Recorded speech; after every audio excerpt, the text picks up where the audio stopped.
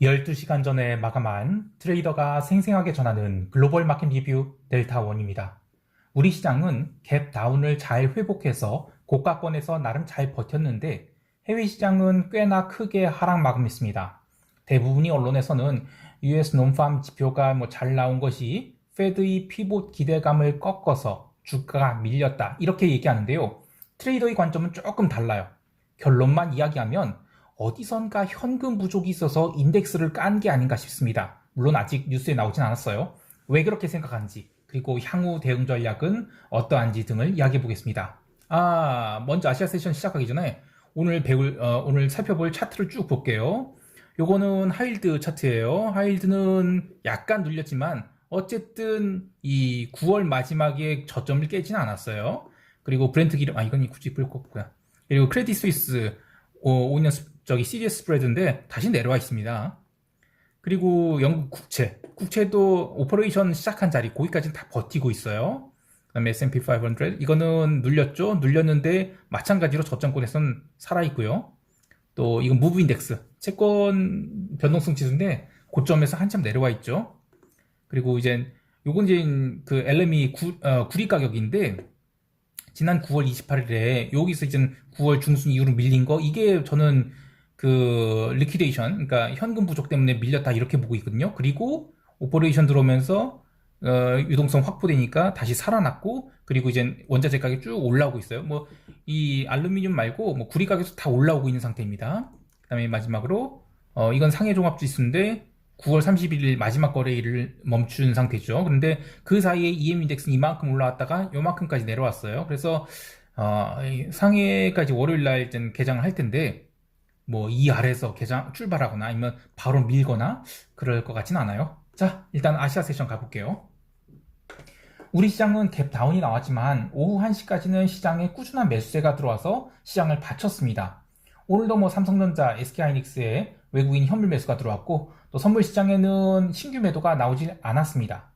그래서 지난 9월 26일부터 들어왔던 하방 베팅은 오늘까지 포지션이 청산되었다라고 봐요. 특히 오늘 홍콩 시장이 제법 세게 눌린 상황에서도 우리 시장은 잘 버텼어요.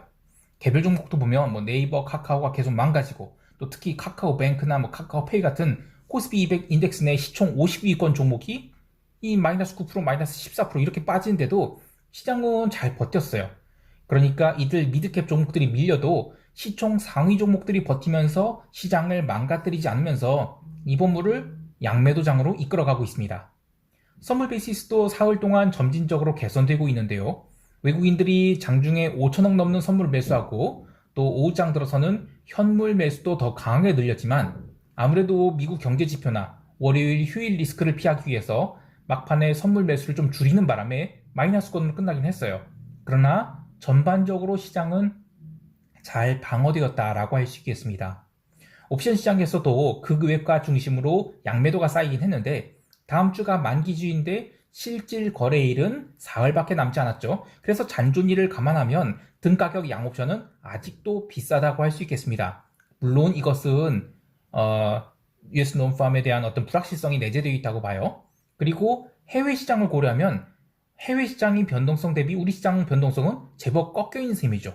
그래서 아직은 우리 시장에서 변동성 매도를 다시 시작하기에는 부담이 있어요. 물론 당일 화요일날 갭이 발생하면 옵션 매수자들이 어디에 쏠리는지에 따라서 방향성 결정되겠지만 아직까지는 300에서 280이라는 거대한 박스 내에서 다음 한 주도 움직일 것으로 보고 있습니다. 물론 너무 와이드하죠. 300에서 280이라니요. 그런데 기본적으로는 저는 하락은 어느 정도 제한적이라 이렇게 보고 있습니다. 전반적으로 우리 시장은 그래도 의미 있는 바닥 다지기를 하면서 올라가고 있다고 봐요. 전일 미국 시장이 그렇게 많이 빠졌는데도 한국물 ETF인 EWY는 생각보다 얼마 안 빠졌어요. 이따가 미국 세션 이야기할 때 구체적으로 이야기하겠지만 전일 미국 시장의 하락은 논팜 말고 별도의 이슈가 있었던 것 같아요. 우리 시장은 월요일 시장이기 때문에 월요일날 아시아 증시 그리고 나머지 유럽 시장이라든지 잘 버텨주기만 한다면 화요일 갭 다운이 나오면 이거는 롱을 추가하는 기회로 삼을 수 있겠습니다. 물론 다음 주는 만기주이기 때문에 당월물로 손대지 않고 전 차월물 옵션으로 대응할 건데 풋매도를 할지 콜매수를 할지는 좀 고민을 해볼 거예요. 왜냐면 이 풋매도를 하기에는 리스크가 아직도 있다고 보긴 해요. 그리고 변동성이 지금 일단 해외가 꺾여야 우리 시장도 자신있게 변동성 매도를 할 텐데 그 점에 대해서는 아직 자신이 없거든요. 자, 어쨌든 월요일날 한국 시장 휴장이기 때문에 자세한 코멘트는 월요일날 해외 시장 다 열리고 나서 다시 다음 영상에서 하도록 하겠습니다. 이제 유럽 세션으로 넘어갑니다. 유럽 증시는 하루 종일 조용한 흐름을 보이다가 미국 고용지표 발표와 함께 무너져서 마감을 했어요. 근데 생각보다 변동성 얼마 오르지 않았습니다. 무엇보다도 고용지표 발표 전에 유럽 국채 시장은 먼저 밀렸어요. 그런데 그때 증시는 잘 버텼습니다. 채권 시장이나 통화 시장 또한 이벤트 발생하고 나서 채권 하락, 비달러 바스켓 하락 이런 액션이 나오긴 했는데 미국 본장 개장 후 30분 동안 바닥 다지고 나서 채권 시장이나 통화 시장 또한 유럽 세션 마감 때까지 제법 큰 반등을 했어요. 물론 유럽 마감 후에 미국 시장 계속 밀리면서 도루묵이 됐지만 그래도 낙폭은 그다지 크지 않았습니다. 그러니까 US 논팜 이벤트의 파워에 비해서 유럽 증시는 견조했고 또 채권 시장이나 통화 시장 또한 이 정도면 잘 버텼다고 할 수 있어요. 자, 그리고 지금 영국 시장에는 굉장히 큰 이슈가 있죠. 9월 28일부터 시작된 1일 50억 파운드 한도로 진행 중인 장기 국채 매수 오퍼레이션. 이게 10월 4일과 5일에는 매입 거부가 나왔어요. 그러니까 나 이 가격에서 안 사겠다 이거죠. 그래? 그러면 채권 가격 오퍼레이션 첫날까지 그 종가까지 눌리게 되면 어떻게 하나 보자. 이런 압력이 있었죠. 그래서 오늘이 채권 매입 규모가 굉장히 중요하게 여겨졌습니다. 참고로 이번 오퍼레이션을 위해서 전체 매입 규모 승인은 무려 1000억 파운드였다고 봐요. 그리고 뭐 영란은행이 그 언론에서 얘기할 때는 650억 파운드를 최대치로 매입할 것이다 이런 얘기했었고 그리고 일부에서는 이번 채권 반대 매매 규모를 500억 파운드라고 얘기를 했어요. 정말 살벌한 금액입니다. 국채 반대 매매 사탈이라니 이게 무슨 짐바브웨도 아니고 말이죠. 아무튼 9월 28일부터의 오퍼레이션 규모를 살펴보면 9월 28일에 10억 250만 파운드 이걸 차트를 보면서 얘기할까요? 롱길드 여기 이제 연날인데 이 9월 27일에 이 사단이 나고 나서 28일에 오퍼레이션이 들어가죠. 그래서 요날 종가까지 땡긴 게 있어요.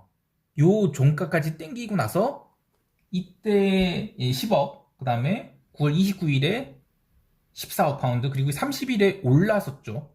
이때 11억 9천만 파운드 그리고 이제 오르니까 10월 3일에는 안 샀어요. 10월 3일에는 여기 올랐을 때구나. 여기 이제 요건 알잖아. 이 2200만 파운드, 2210만 파운드니까 안 산 거죠, 거의. 그리고 나서 이 다음날 눌렸을 때 그 휴식을 하고 그리고 이날도 휴식을 합니다. 그리고 이렇게 밀리니까 이제 산 거예요, 드디어. 근데 얼마를 샀냐? 1억 5,450만 파운드 샀어요. 그러니까 요 구간에서 샀는 게 10억, 14억, 11억 이렇게 샀는데 이날은 1억 5천밖에 안 샀어요. 이 가격을 깨고 내려갔음에도 불구하고요. 그래서 이 규모는 급한 반대 매매는 일단 다 꺼졌다라고 보고 있는 거예요. 실제로 통화시장에서 파운드화는 이 9월 26일이 저점에서 급반등한 뒤 사흘 내리 눌렀다고 하지만 일단 심각한 상황에서는 벗어난 상태죠. 물론 장기적으로는 어떻게 될지 모르겠어요. 근데 큰 고비는 넘겼다라고 보고 있습니다. 마찬가지로 유로화도 눌림이 있었지만 아직 저점권까지 내려오진 않았는데요. 이제 투자자들은 이탈리아 국채 매도에 관심을 갖지 않을까 생각해봐요. 지난 영상에서도 언급했듯이 이탈리아의 멜로니 예비 총리가 집권한 뒤에 이 독일 이탈리아 채권 스프레드가 버틸 수 있을까 이런 우려가 영국 국채 사태 때문에 살짝 묻힌 면이 있었는데요. 이탈리아 국채는 이번 반짝 상승을 죄다 뒤집어 버렸죠. 그러니까 채권 매도 제가 물려 있었는데 이거 모두 만회했습니다. 근데 이거 증시가 반등한 것과는 별개로 이탈리아 채권 시장의 텐트럼은 아직 끝나지 않은 것 같아요. 통화시장에서도 비달러 바스켓들이 골고 눌리고 또 상품 통화들 특히 키위랑 오지달러가 꽤 많이 밀려서 전저점을 깨기도 했는데요. 이 매크로 관점에서는 달러가 쌍고점을 찍으러 가는 것을 보고 있어요. 그래서 오지달러가 전저점 깬 거는 일단은 인정을 하지만 계속 아래로 박살날 수 있을까? 요거는 의문이 있습니다. 왜냐면 오지달러가 계속 망가진다는 것은 중국이 앞으로도 완전 맛이 가고 또 구리가 지금 쭉 올라와서 톤당 7,500달러 넘겼다가 지금 살짝 7,450달러까지 눌렸죠. 이게 다시 저 아래 그러니까 7,000달러까지 밀려야 한다 그런 얘기인데 누가 맞을지 모르겠어요. 근데 주말을 맞이해서 일단은 그 오지달러는 포지션 스탑로스가 나온 것을 보고 있어요. 저는 그래서 뭐 추가 매입은 안 하고 손절은 안 하고 있습니다. 추가 매입도 안 하고 손절도 안 하고 있는데, 그 아까 얘기한 대로 이 LME 시장에서 그 주요 금속 가격들은 지난 9월 마지막 주의 텐트럼에서 꽤 강한 반등하고 있어요. 그래서 저는 오지달러 약세는 아직은 버틸 수준이 아닌가 싶습니다. 물론 다음 주 중국 시장 열리면 추가 매입을 결정해야겠죠. 마지막으로 기름 시장인데, 기름은 제가 조금 안일한 판단을 한 것 같습니다. 전일 4.77% 상승한 것은 이번 주에 쌓인 숏포지션들, 특히 기름 콜옵션 매도자들이 스탑로스로 만들어진 시세로 보이긴 해요. 그런데 이번 주 주봉이 윗꼬리를 만들 것으로 봤거든요. 대부분이 원자재들이 목요일 정도나 그때쯤에 이제 다 윗꼬리를 만들었거든요. 그래서 기름도 윗꼬리 만들 거라고 봤는데, 그래도 이 주요 저항선인 90.2달러 여기를 넘길 거라 보진 않았거든요. 근데 여하튼 넘겼죠. 그래서 자동으로 스탑로스가 나갔습니다. 좀 아프긴 한데, 어쨌든 이 뉴스플로우에서는 주중반이 오펙 회의에서 뭐 200만 배럴 감산 이야기가 나온 게 이번 주 내내 영향을 미쳤다 이렇게 얘기하는데, 그런데 오펙 회의는 수요일에 열렸고요. 시장이 오른 것은 주 초반부터 그냥 올렸어요. 그래서 목요일부터는 일단은 이벤트 소멸로 상승 탄력이 제법 둔화됐거든요. 그럼에도 불구하고 계속 매수가 들어왔어요. 그래서 결국에 숏 커버가 났다 이렇게 보고 있습니다. 그리고 유가가 오늘 오른 것은 다른 원자재 섹터의 흐름과도 좀 다른 면이 있죠. 저는 다분히 투기적인 상승이라고 보는데요. 고용지표가 잘 나와서 피복 기대감이 무너진다. 그러면 원자재 가격도 조정을 받아야 되죠. 그리고 비달러도 조정을 받아야 되고요. 실제로 금이나 구리 같은 원자재는 밀렸어요. 그리고 기름도 발표와 함께 일시적으로 플러스 1.3% 올랐던 것을 마이너스권으로 확 밀었거든요. 그런데 기름만은 꾸준히 숏커버가 들어와서 결국에 저사단이 난 거예요. 여하튼 숏커버는 커버이고 일단 손절을 했어요. 그렇다고 계속 올라갈 것 같지는 않기 때문에 다시 재정비해서 방향성을 잡도록 하겠습니다. 이제 미국 세션 넘어갈게요. 그 미국 증시가 논팜이 잘 나와서 밀렸다 이렇게 뭐 대부분이 언론에서 이야기하고 있죠. 근데 트레이더로서 의문이 드는 이야기들을 해볼게요. 이 이야기는 멤버십 게시판에 이야기한 것을 좀 더 구체적으로 풀어보는 것인데요. 과거에 발표된 뭐 CPI라든지 또 논팜이라든지 기타 미국의 경제 지표가 호조로 나오면 시장은 긴축 강도가 더 커지겠구나라는 우려로 일단 프리마켓에서 나스닥 기준 마이너스 2% 넘게 빵 때려붙인 상태에서 증시가 출발하곤 했어요. 그리고 단기 매물을 소화한 뒤에 반등을 하고 또 변동성이 높은 상태에서는 뭐 그걸 쫙 다 당겼다가 오후장에 다시 밀려서 낙폭을 키운 형태, 그런 패턴으로 움직였죠. 근데 오늘은 좀 달랐던 것이 지표 발표와 함께 일단 하락을 하긴 했어요. 근데 생각보다 적극적인 매도가 나오지 않았습니다. 특히 유럽은 굉장히 잘 버텼어요. 어제 영상에서도 언급했듯이 어제 미리, 그러니까 그 목요일에 포지션 베팅이 들어와서 변동성이 높은 수준을 유지했죠. 그래서 오늘 이벤트가 발생한다 하더라도 지수가 오르면 오른 대로 변동성이 크게 빠지고, 반대로 지수가 하락한다 하더라도 변동성이 얼마 못 오를 것으로 봤는데요. 지표 발표 이후 S&P 지수는 마이너스 1%도 빠지지 않았죠. 그리고 유럽 증시 또한 플러스권에서 마이너스로 돌아서긴 했지만 뭐 충분히 감내할 수 있는 수준의 하락만 나왔어요. 근데 조금 우려가 됐던 것은 이 프리마켓에서 테슬라, 애플, 마이크로소프트 이런 게 매도세가 굉장히 강했어요. 그래서 이거 오전장을 좀 누를 수 있겠구나, 또는 나스닥은 좀 약세를 보일 수 있겠구나 이런 생각을 했어요. 근데 잘 보니까 출발 자리가 11 이평선인 거예요. 그런 상황에서 변동성은 지표 발표와 함께 좀 오르긴 했지만 거의 오르진 않았죠. 그러면 이거 30분 정도 바닥만 다지면 튀어오를 수 있다, 주가가 튀어오를 수 있다 이렇게 본 거예요. 그래서 나스닥만 사지 않고 S&P랑 반반 매수를 했습니다. 실제로 오늘 지수 하락폭에 비하면 변동성은 종가까지 얼마 오르지 않았죠. 그리고 지수가 새벽 4시부터 4시 반까지 언더슈팅을 줬을 때 그때도 변동성 거의 튀지 않았습니다. 그러나 이 장중 매매 패턴이 기록된 API 자료를 보니까 제대로 된 반등이 한 번도 없었어요.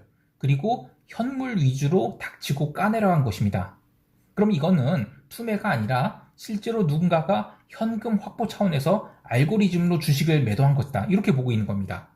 만약에 오늘 논팜 이벤트가 이벤트에 대비해서 전일 뭐 숏배팅한 쪽에서 변동성 매도를 하지 않았다, 그러면 오늘 같은 매도 압력에 시장은 아주 개폭락을 해야 정상인데 오히려 이 정도면 정말 잘 방어가 되지 않았나 싶어요.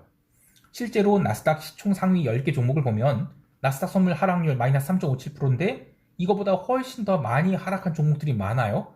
마이크로소프트 마이너스 5%, 아마존 마이너스 4.77, 테슬라 마이너스 6.32, 엔비디아는 마이너스 8% 살벌합니다. 또 하나 전일시장의 특징은 시장이 그렇게 망가지는데도 불구하고 손절매가 마지막 30분에 짧게 나오고는 그래도 저점권은 잘 지켰어요.